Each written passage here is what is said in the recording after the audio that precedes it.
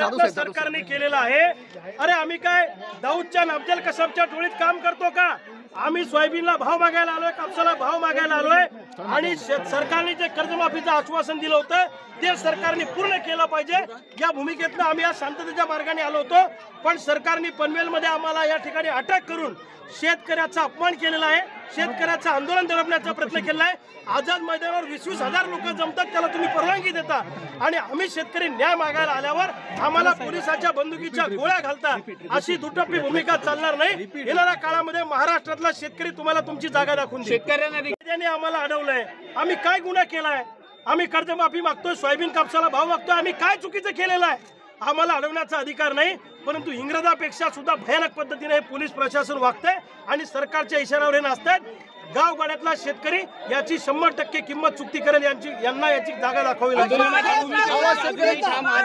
मुंबईला जाण्याच्या भूमिकेवर अजूनही ठाम आहात का? बिलकुल, मी तुम्हाला सांगतो शांततेच्या मार्गाने, लोकशाही मार्गाने आम्ही आंदोलन करणारच आहोत। आवाज शेतकऱ्यांना दाबला जातोय, शेतकऱ्यांचा आवाज मुद्दामून दाबला जातो। यांना शेतकऱ्यांचे प्रश्न अजेंडावर आणायचे नाहीये, यांना औरंगजेब भावनिक प्रश्न आणायचे आहेत आणि शेतकऱ्याचा मुद्दा डायव्हर्ट करायचा अशी यांची भूमिका आहे। पण असं किती जरी केलं, आम्ही 22 वर्ष झाले चळवळीत काम करतोय, किती वेळा केसेस झाल्या, अटक झाला, फासावर लटकण्याची सुद्धा आमची तयारी आहे। पोलिसाच्या बंदुकीची गोळी झेलायला मी तयार आहे, पण आम्ही मागे हटणार नाही अशी आमची भूमिका आहे। पोलीस सरकारच्या दबावाखाली काम करतात वाटतं का? पोलीस सरकारमधल्या लोकांच्या हातातले बावले आहेत आणि त्यांच्या इशाऱ्यावर नाचतायत। इंग्रजाच्या काळात जशी परिस्थिती होती तशीच आत्ताची परिस्थिती आहे, पण तुम्हाला 100% सांगतो याचे परिणाम सरकारला भोगावे लागतील। शेतकरी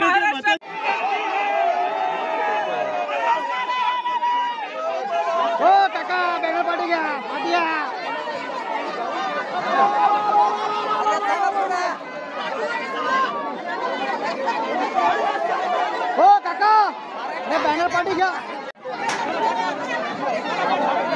बाहेर झाला ते राहू दे।